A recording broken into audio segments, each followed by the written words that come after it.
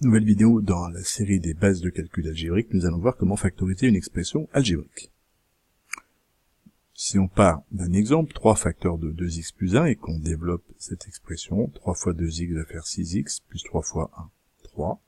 On a donc 3 facteurs de 2x plus 1 qui est égal à 6x plus 3, c'est la distributivité simple déjà vue.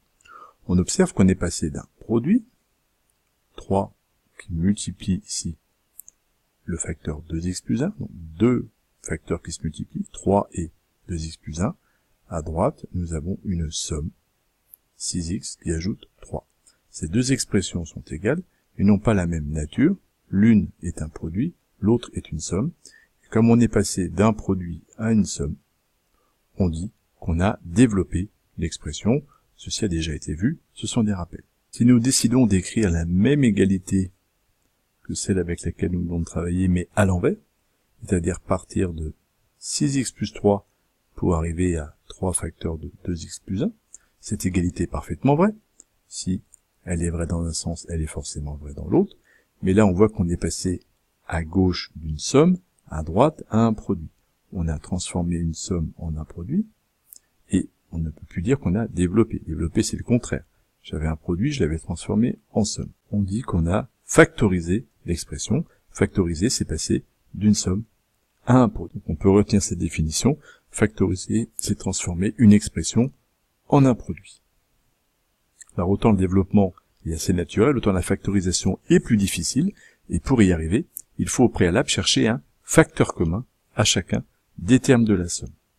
Ce que nous allons voir dans deux exemples. On me demande ici de factoriser l'expression a est égale à 6x plus 12. J'observe bien que j'ai une somme, 6x plus 12.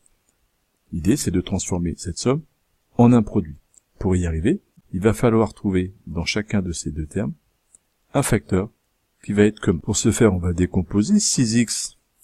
Eh bien, je peux l'écrire 3 fois 2 fois x, et 12, je peux l'écrire 3 fois 4. Et en voyant ces deux termes, 3 fois 2 fois x plus 3 fois 4, on se rend compte que chacun de mes deux termes possède le même facteur, 3.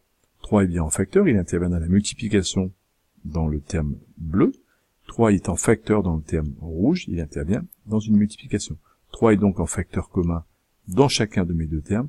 Je vais pouvoir l'isoler. Le 3 se place donc en facteur commun devant, 3 égale.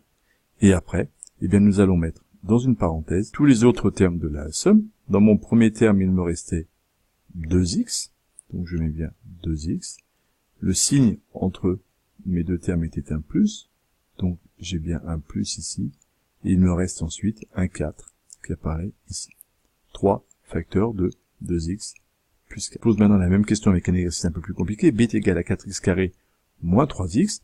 On me demande de factoriser cette expression-là. La première étape va être la même que tout à l'heure. Je vais en quelque sorte déballer chacun de mes termes. 4x carré, trouver tous les facteurs que je peux trouver à l'intérieur de cette expression, et pareil pour 3 fois x. Alors 4x carré peut s'écrire 4 fois x, 3x peut s'écrire 3 fois x. J'ai donc maintenant mes deux termes, 4 fois x moins 3 fois x, et on va chercher dans chacun de ces deux termes le ou les facteurs communs. Là on isole très facilement x.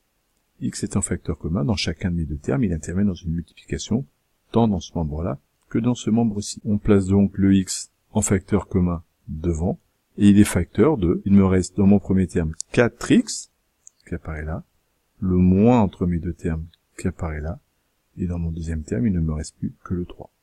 Au final, b est égal à x facteur de 4x moins 3.